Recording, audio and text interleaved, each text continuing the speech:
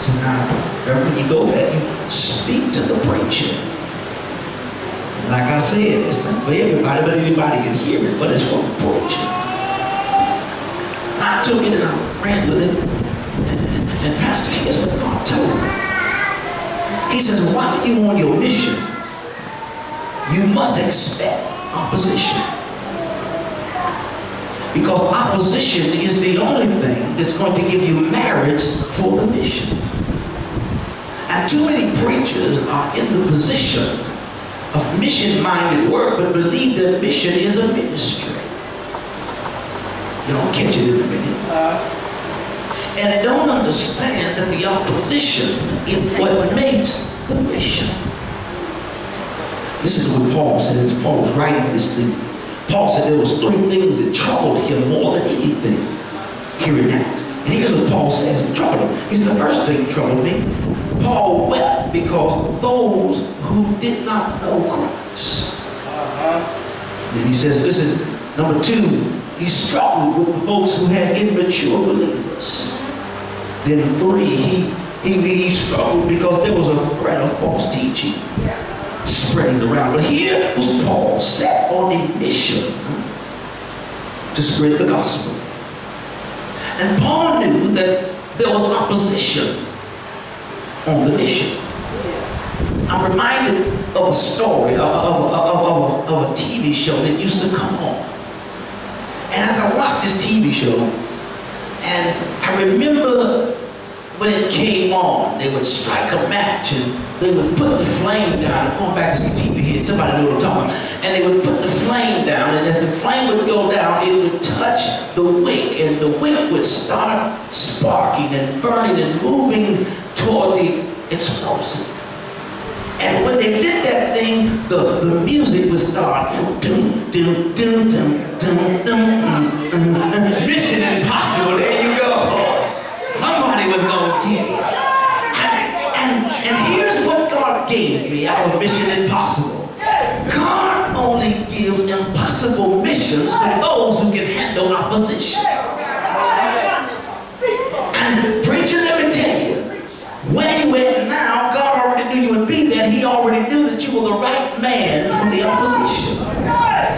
There are 3 things when you're dealing with mission-minded work with opposition. And they are the 3 O's of the mission. The first O deals with opinion. Most folk always have an opinion on the mission, but never want to stand to do the mission. And they love to talk from the crowd with their opinion. Y'all, I'm preaching a minute. And on the opinionated statement, they always state, it's my opinion.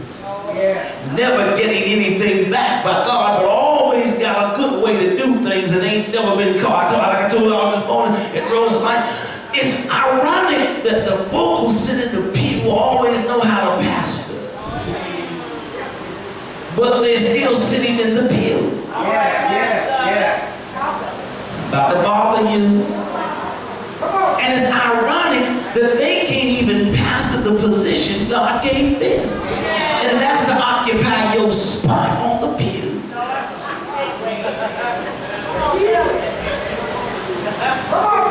And so they always have the opinions. The next, the 3 O's, is opportunity. Everybody with an opinion is looking for an opportunity to prove themselves. Never knowing the state of the mission, but always have an opinion and an opportunity to make it work. And it's ironic that in the church, I ain't talking about nobody, I'm just talking about what I'm talking about. It's ironic that this in the church, that most folk have an opinion and an opportunity, but always fail the mission. Can I keep it real with you? Is it all right if I keep it real? It's ironic that they got an opinion and the opportunity to serve, but they can't stay long after the doors close and make sure the pastor gets to the car. Y'all talking about it's ironic that they have an opinion and an opportunity to prove that mission works, but yet they can't even go out on the field to talk with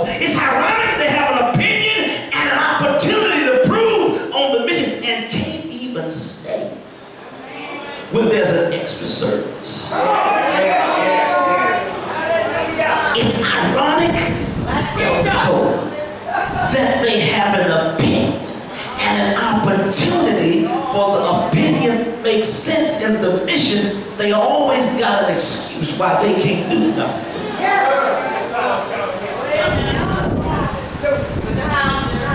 It's ironic that they always have an opinion and an opportunity to mission work, but something always overshadows the mission. That's why God gives it to certain folk who can handle the impossible mission. The last of the 3 O's is opposition.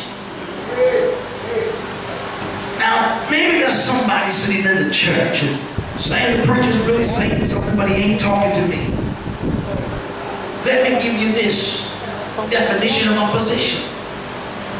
It is the action of the opposing or resisting or combating in the situation.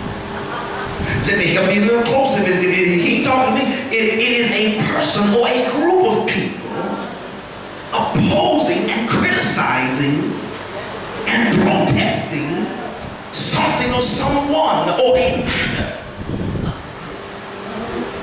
Now they ain't saying nothing because they even found my address. But I need you to understand that you're the opposition. But I need the preacher to understand that they're supposed to be there, because in order for us to make our mark, in order for us, for God to see how well He's chosen the right agent for the mission, He has to see if we can handle the opposition. And sometimes it gets hard, but God says, hold on, the opposition was placed there. The stubbornness was placed there because I want to see if you can overcome the opposition. The opposition makes the mission. It's not the ministry, but it's the opposition. It's the stubborn folk. It's the one that don't give. It's the one that always call you but never in church. It's the opposition that makes the mission. It's the one that always got the greatest idea but ain't never got no input.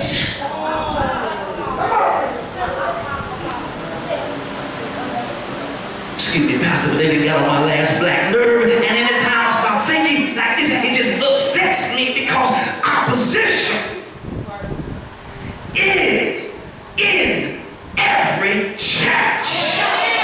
And every preacher that's been called must understand that the mission is not to go out and lay hands. The mission is not to go out and evangelize. The mission is to overcome the opposition.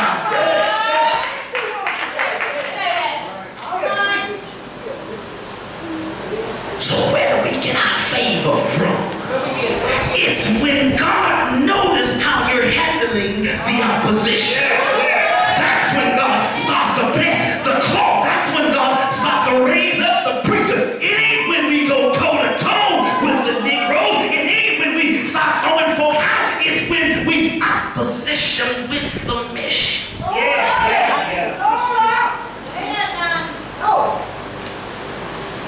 It's when we stand firm on God's word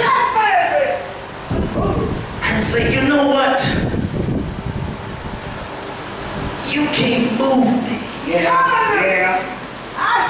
Because the mission that I'm on, you didn't put me there. Well, you may have called me over to the church, but you didn't delegate me for the mission.